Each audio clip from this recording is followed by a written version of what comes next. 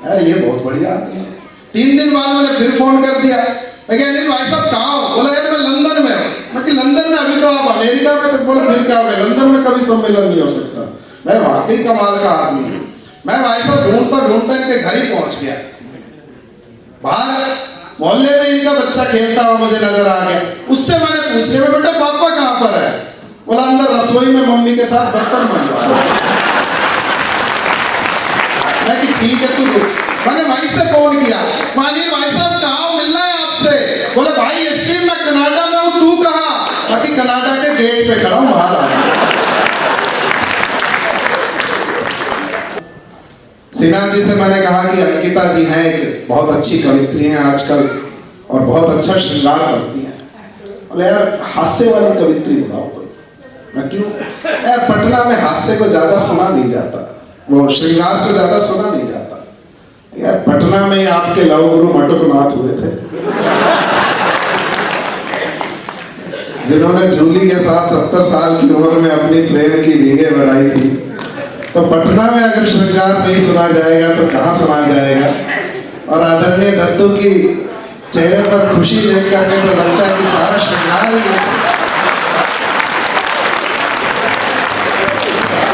मैं देख रहा हूँ इनके चेहरे की खुशी टपक टपक करके बहने को तैयार हो रही है। ये बीच में छुटपुट तालियां मत बजाओ, बजानी है तो एक बार सारे बजा दो।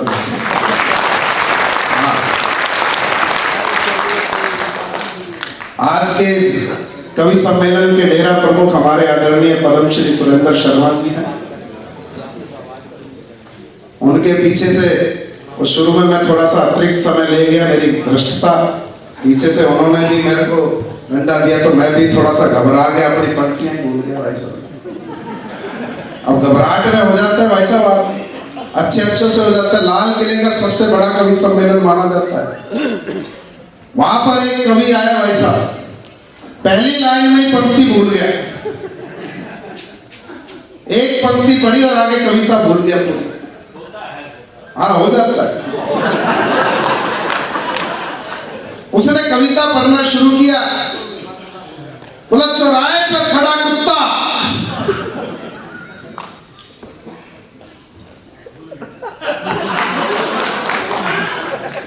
चौराहे पर खड़ा कुत्ता। अब जैसे शर्मा जी मेरे को कर रहे थे पीछे से, संचालक आगे बढ़ पब्लिक मारेगी करके, बोला चौराहे पर खड़ा कुत्ता,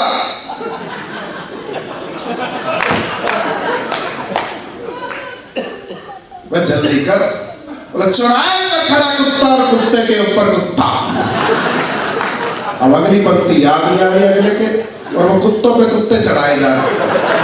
बोला चौराहे पर खड़ा कुत्ता और कुत्ते के ऊपर कुत्ता और कुत्ते के ऊपर कुत्ता और कुत्ते के ऊपर कुत्ता और कुत्ते के ऊपर कुत्ता और कुत्ते के ऊपर कुत्ता और कुत्ते के ऊपर कुत्ता। ऐसा पूरे 20 कुत्ते चढ़ा दिए। तभी एक श्रोता पीछे, सारे सन्नाटा पूरे सदन में, तो बहुत बड़ा कवि है, कुछ गंभीर बात निकाल करके लाएगा। एक श्रोता खड़ा हुआ, भाई वाह वाह वाह बहुत बढ़िया बहुत बढ़िया। दूसरे ने उसके मारे कौड़ी, बोला क्या बहुत बढ़िया, क्या कहना चाह रहा है, क्या सुना रहा है, कुछ समझ में आई तेरे? बोला कुछ भी सुना रहा हूं, तू बैलेंस देख, 20 कुत्ते चढ़ गए, गिर नहीं रहा।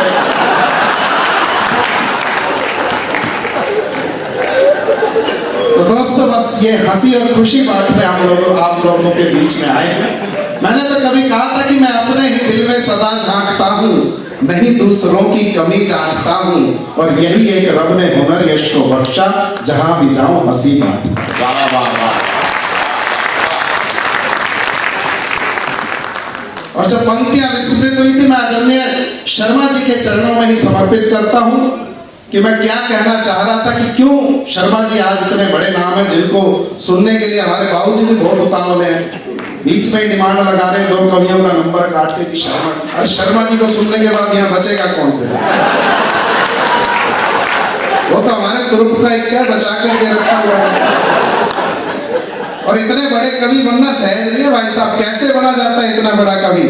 कि फलों से हो लदे जो पेड़ हरगिज तन नहीं सकते, कि फलों से हो लदे जो पेड़ हरगिज तन नहीं सकते, बिना बेटी कभी घर में तो उत्सव मन नहीं सकता। मैं बहुत सम्मान करता हूं बेटियों का, और सबसे ज्यादा अपने ससुर की बेटी का सम्मान, और उससे भी ज्यादा अपने ससुर की छोटी बेटी का सम्मान। कि फलों से हो लदे जो पेड़ हरगिज तन नहीं सकते, बिना बेटी कभी घर में तो उत्सव मन नहीं सकते।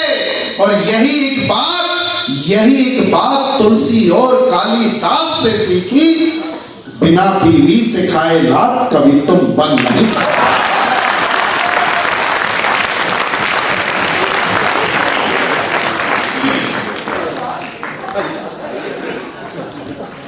देश में अलग अलग परिस्थितियां चल रही हैं, हर जगह अलग अलग माहौल। अभी आपने महाराष्ट्र में देखा होगा, चारों पार्टियां सिंह फंसा करके खड़ी हो, वो तीनों पार्टियां रात भर शिवसेना, एनसीपी, कांग्रेस, आई शपथ हम एक हैं, आई शपथ हम एक हैं, आई शपथ हम एक हैं। वहां सुबह सुबह अंधेरे में देवेंद्र फडणवीस खाई शपथ, बोला तुम करते रहो आई शपथ, मैंने खाई शपथ। मेरे को एक किस्सा याद आ गया, वो चार दोस्त थे, रात को खीर बनाई, बोले रात को नहीं खाएंगे, सुबह उठ करके ठंडी खीर खाएंगे, उसका अलग ही आनंद है। सुबह उठकर देखा तो भगोना साफ, बोले खीर कौन खा गया? और सारे एक दूसरे से पूछे तूने खाई? बोला ना मैंने नहीं खाई। बोला मैंने नहीं खाई। बोला मैंने नहीं खाई। चौथा बोला मैंने खाई। बोला तूने क्यों खाई? बोला रात को हनुमान जी मेरे सपने में आए, बोला खा खीर नहीं तो मारूंगा सोट। बोला क्या करता? खानी पड़े। फडणवीस से भी पूछा गया तूने क्यों खाई शपथ, तेरे पास तो कुछ था भी नहीं मामला। बोला मेरे को भी रात को अमित शाह का फोन आया, बोला खा शपथ। खानी पड़ी भाई साहब, मजबूरी, और जल्दबाजी में खाई तो बदहजमी भी होगी भाई साहब, 80 घंटे में उल्टी करती। अच्छा सबसे बड़ी बात, 3 पार्टियों का गठबंधन बना महाराष्ट्र में, एनसीपी, शिवसेना, कांग्रेस। आपके यहाँ बिहार में भी महागठबंधन बना था, उसमें भी थी कांग्रेस। उधर यूपी में भी एक महागठबंधन बना था, सपा और बसपा का, कांग्रेस को नहीं लिया साहब। सब लोग ले रहे हैं अपने गठबंधन में कांग्रेस को, मायावती ने क्यों नहीं लिया? मैंने पूछ लिया उनसे, मैं बहन जी आपने इनको कांग्रेस को क्यों नहीं लिया, राहुल गांधी क्यों छोड़ दिया तुमने? बोली जो आदमी 50 साल तक घोड़ी पे नहीं चढ़ पाया वो हाथी पे चढ़ेगा? ये परिस्थितियां हो जाती है भाई साहब। और भाई साहब लुगाइयों की बात मैं बता दूं आपको, ये बता रहे थे बेटियों के बारे में कि लुगाई ये कर सकती है, वो कर सकती है, आग लगा सकती है, बुझा सकती है, पता नहीं क्या क्या कर सकती है। हमारे घर में भी आग लगा रखी है। एक दिन मेरी लुगाई ने मेरे को चैलेंज कर दिया, बोला तू अपने आप में बढ़ता बहुत बड़ा कवि, आज मैं सुरेंद्र शर्मा जी के साथ जा रहा हूँ, आज मैं पवार जी के साथ जा रहा हूँ। बोले तेरी वैल्यू जीरो है बिल्कुल। मैं जीरो किस लिए? बोले तूने आज तक मेरी प्रशंसा में कोई कविता नहीं लिखी। मैं अब श्रृंगार मेरे बस की कहाँ बात है, मैं हास्य कवि हूँ, थोड़ी बहुत तो बंदी कर देता हूँ भाई साहब। मैं श्रृंगार मेरे बस का रोग नहीं, श्रृंगार में आदमी पगला जाता है, मटकनाथ बन जाता है। वास्तव में श्रृंगार वास्तव में बहुत बड़ी बीमारी है। एक दिन मैं अंकिता के घर चला गया, इन्हें एक कुत्ता पाल रखा। मैं कि अंकिता तुम्हारा कुत्ता बहुत बढ़िया, इसकी शक्ल तो शेर से मिलती है। बोली यशदीप जी ध्यान से देखो शेर ही है। बोले ध्यान से देखो शेर ही है, ये इश्क मोहब्बत के चक्कर में पड़ गया तब कुत्ता जैसा लगा।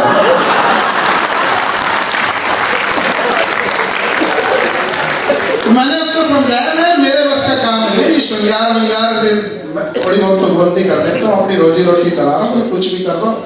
अगर मेरी प्रशंसा में तैने सुबह तक 2 पंक्ति नहीं लिखी तो कल से तेरे कवि सम्मेलन बैन। बाकी अब ये बात आ गई कैरियर पर, तब मैंने क्या उसको सुनाया और क्या उसका परिणाम हुआ आप लोगों के बीच में रखता कि हिरणी सी तेरी चाल, नागिन से तेरे बाल। ये अपनी पत्नी के लिए लिखा है, ऐसे घूरो मत। हाँ, किसी और की पत्नी से मैच हो जाए तो कोई गारंटी भी नहीं है। कि हिरणी सी तेरी चाल, नागिन से तेरे बाल, कोयल सी बोली तेरी दिल को लुभाती है, और मछली सी तेरी आंख तोते सी है तेरी नाक, मोरनी से ठुमकों पे जान चली जाती है, मोरनी से ठुमकों पे जान चली जाती है। जिनकी पत्नी से मैच होगी उन्होंने ताली बजा दी, और जो मेरे पत्नी के सौंदर्य से जल भूनकर खाक हो गए उन्होंने नहीं बजाई। परंतु इसका परिणाम क्या हुआ, जिसके लिए लिखी उसको कैसी लगी कि हिरणी सी तेरी चाल, नागिन से तेरे बाल, कोयल सी बोली तेरी दिल को लुभाती है, और मछली सी तेरी आंख, तोते सी है तेरी नाक, मोरनी से ठुमकों पर जान चली जाती है। सुन ऐसी उपमाएं वो नजर मुस्काए, बोली तेरी कविताएं मुझे तो ना भाती है, और गधे सा तू रेखता है, लंबी लंबी फेंकता है, पशुओं से भी क्या कोई तुलना की जाती है, पशुओं से भी क्या कोई तुलना की जाती है। वहां पर भाई साहब उनको अभी कुछ दिन पहले अखबार में खबर पड़ी थी, एक फौजी को छुट्टी नहीं मिली, उसने अपने 5 साथियों को फ्रस्ट्रेशन में आकर गोली से खून दिया। कई साल हो जाते भाई साहब अपने परिवार का मुंह देखे हुए, छुट्टी की इतनी भारी समस्या है। हमारे गांव का एक फौजी था रामफल, उसको छुट्टी की बहुत भारी समस्या थी। वो जब गया अपने साहब के पास, बोला साहब छुट्टी चाहिए। बोला भाई छुट्टी किस बात की चाहिए? बोला जी घर से टेलीग्राम आया, मेरा बाप मर गया। अब बाप मर गया कौन मना करे? बोला अच्छा भी जा। 3 महीने बाद फिर आके रामफल खड़ा हो गया, बोला साहब छुट्टी चाहिए। बोला आप किस बात की छुट्टी? बोला जी मेरी माँ मर गई। बोला जी पहले तेरा बाप मरा था, तो बोला फिर के माँ ना मर सके। अच्छा भी जा। 3 महीने बाद फिर आ गया, बोला साहब मेरा बाप मर गया, छुट्टी चाहिए। बोले अभी तो तेरा बाप मरा था, क्या तेरी कहानी? उसने उसकी फाइल निकलवा ली। अरे तो कई सालों से इसका यही नाटक चल रहा है, कभी बाप मर गया, कभी माँ मर गई, कभी बाप मर गया। बोला क्या नाटक है तेरा? बोला आपको नाटक लग रहा है, छुट्टी की पड़ी है, या मेरे ऊपर सोचो मेरे दिल पर क्या बीत रही है। बोला क्या बीत रही है? बोला जी सबसे पहले तो मरा था मेरा बाप, तो फिर मेरी माँ ने कर ली दूसरी शादी, बोलिए ही नया बाप, फिर मर गई मेरी माँ, तो फिर मेरे नए बाप ने फिर दूसरी शादी कर ली, वो नहीं मार लिया। बोले एक तो एक्सपायरी डेट का तो प्रोडक्ट लाते हैं, आप छुट्टी का रोना रो रहे हैं, हर तीसरे महीने मुझे काज भी करना पड़ता है उनका, सारी तनख्वाह तो उसी में निकल जाती है। साहब ने धमका के भगा दिया। 4 दिन बाद फिर पहुंच गया, बोला साहब छुट्टी चाहिए। बोला अब क्या हो गया? बोला जी बहुत जरूरी काम है, छुट्टी चाहिए। बोले छुट्टी तेरे को नहीं मिलेगी, तू फ्रॉड आदमी है, फालतू की कहानियां बनाता। बोले साहब बहुत जरूरी है, पैरों में लौट के साहब को लगाते चल थोड़े मजे ले लेते हैं। उन्होंने कहा अच्छा छुट्टी दे दूंगा, एक सवाल का जवाब देना पड़ेगा। बोला जी पूछो साहब। अच्छा उन दिनों वो फिल्म आई थी बाहुबली पार्ट 1। बोला अच्छा ये बता कि बाहुबली को कटप्पा ने क्यों मारा? बोला साहब जवाब दे दूंगा, नाराज मत होना। बोला नहीं नाराज नहीं होऊंगा। बोला जी कटप्पा छुट्टी मांग रहा था बाहुबली से कि एक दिन लेकर छुट्टी की दरखास्त रामफल गया साहब के पास, कि एक दिन लेकर छुट्टी की दरखास्त रामफल गया साहब के पास। बोला साहब कल ही आइए, घर से चिट्ठी जरूरी काम है, मुझे चाहिए 10 दिनों की छुट्टी। बोला साहब कल ही आइए, घर से चिट्ठी जरूरी काम है, मुझे चाहिए 10 दिनों की छुट्टी। और अब तक साहब भी हो चुके थे पूरे होशियार, छुट्टी के लिए किया नहीं बिल्कुल इनकार। बोले रामफल खुशी खुशी छुट्टी पर जाओ, परंतु एक शर्त है, कल सुबह होने से पहले बॉर्डर पार करके पाकिस्तानी फौज का एक टैंक लेकर आओ। बोले परंतु एक शर्त है, कल सुबह होने से पहले बॉर्डर पार करके पाकिस्तानी फौज का एक टैंक लेकर आओ। अब अपना रामफल भी कम नहीं था कलाकार, सुबह तक का तो बिल्कुल नहीं किया इंतजार। पट्टे ने शाम होते होते कमाल कर दिया और साहब के दफ्तर के आगे पाकिस्तानी फौज का लाकर एक टैंक धर दिया। अब टैंक देखकर साहब हुए हैरान, बोले भाई रामफल आज तुझे गया मेहमान, जहाँ दिन के उजाले में परिंदे तक डरते हैं भरते हुए परवाज, नहीं चली कोई गोली और नहीं सुनी बम की आवाज, और तू तो दिन दहाड़े ही पाकिस्तान का पूरा टैंक उठा लाया। क्या ये है कोई जादू या फिर कोई माया? बोला क्या ये है कोई जादू या फिर कोई माया? रामफल बोला साहब ना तो ये कोई जादू और ना ही कोई माया है, दरअसल एक पाकिस्तानी फौजी ने अपना पुराना कर चुकाया है। बोला दरअसल एक पाकिस्तानी फौजी ने अपना पुराना कर चुकाया। साहब बोले क्या बकवास करते हो, खुलकर बताओ, ये कर्जे वर्जे की पहली हमसे ना बुझाओ। रामफल बोला साहब सीधी सी है बात, बॉर्डर के उस पार भी ऐसे ही है हालात। बोला साहब सीधी सी है बात, बॉर्डर के उस पार भी ऐसे ही है हालात।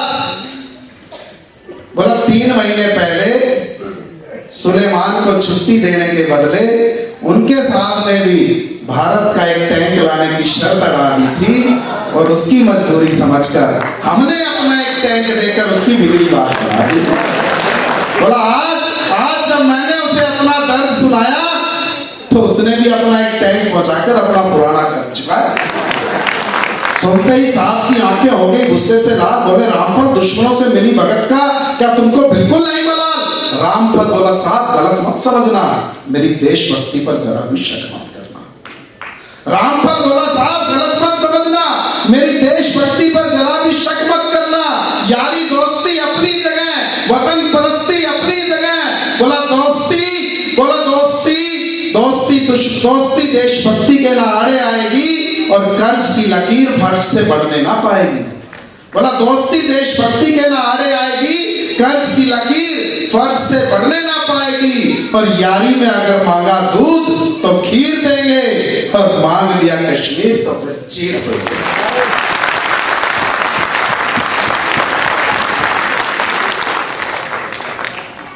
और दोस्तों अंतिम कुछ पंक्तियां आप लोगों के बीच में रखकर अपनी वाणी को विराम देता हूं।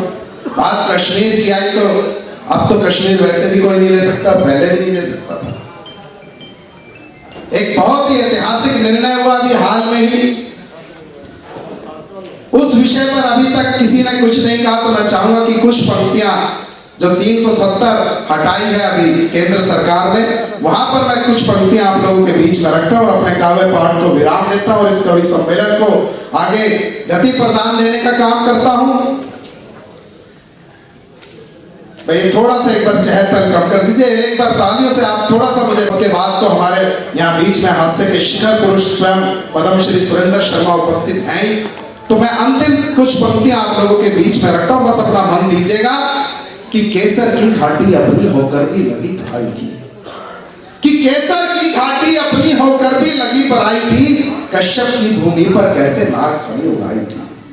कि केसर की, हमें बार बार ये जताना पड़ता था कि कश्मीर भारत का अभिनंग है। क्या कभी ये कहना पड़ा कि बिहार भारत का अभिनंग है या हरियाणा भारत का अभिनंग है या राजस्थान भारत का अभिनंग है? क्यों? क्योंकि सिर्फ ये 370 की एक लकीर थी जो फर्क पैदा करती थी। कि केसर की घाटी अपनी होकर भी लगी पराई थी, कश्यप की भूमि पर कैसे नाग फली उगाई थी। स्वर्ग से सुंदर इस वसुधा पर बीज पाप के बोए क्यों, समझौतों के बोझ निरंतर बरस 72 ढोए क्यों। कि समझौतों के बोझ निरंतर बरस 72 ढोए क्यों। काश कोई तो हिम्मत करता आगे कदम बढ़ाते को, मनुष्यों की आड़ में दुबके चूहों को धमकाते को। रोज तिरंगे में लिपटे जब शव सैनिक के आते थे और हम पत्थरबाजों को मौन खड़े सह जाते थे। कि रोज तिरंगे में लिपटे जब शव सैनिक के आते थे और हम पत्थरबाजों को मौन खड़े सह जाते थे। समझौतों से बनी थी दिल्ली, सेना को लाचार किया, क्यों नहीं किसी ने ठीक से इसका कभी कोई उपचार किया।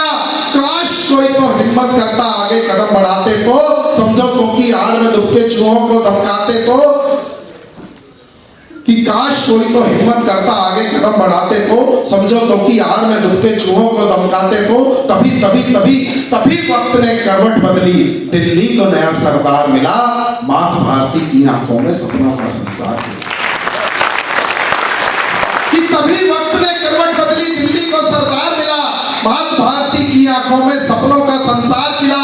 आज तलक जो हुआ नहीं पल भर में कर दिखलाया है, अनुच्छेदों की काट पेड़िया माता को तिलक लगाया है। हिमशिखरों से हिंद महासागर तक एक विधान हुआ, भारत भूखा आज तिरंगा केवल एक निशान हुआ। भारत भूखा आज तिरंगा केवल एक निशान हुआ और अपने पौरुष के ही दम पर सीख लिया अब जीना है। मोदी ने फिर सिद्ध किया कि 56 इंची सीना, अपने पौरुष के ही दम पर सीख लिया फिर जीना है। मोदी ने फिर सिद्ध किया कि 56 इंची सीना है और दोनों गालों पर थप्पड़ खा चुप रहने के आबादी नहीं। 47 में जैसे थे अब वैसे गांधी, कि दोनों गालों पर थप्पड़ खा चुप रहने के आबादी नहीं। 47 में जैसे थे अब वैसे गांधीवादी नहीं। भीतरिया बाहर कोई कहीं भी किसी गुमान में ऐठा है, भीतरिया बाहर कोई कहीं भी याद रहे दिल्ली में अब तो बाप तुम्हारा बैठा है, याद रहे दिल्ली में अब तो बाप तुम्हारा बैठा है। बहुत बहुत शुक्रिया, जय हिंद।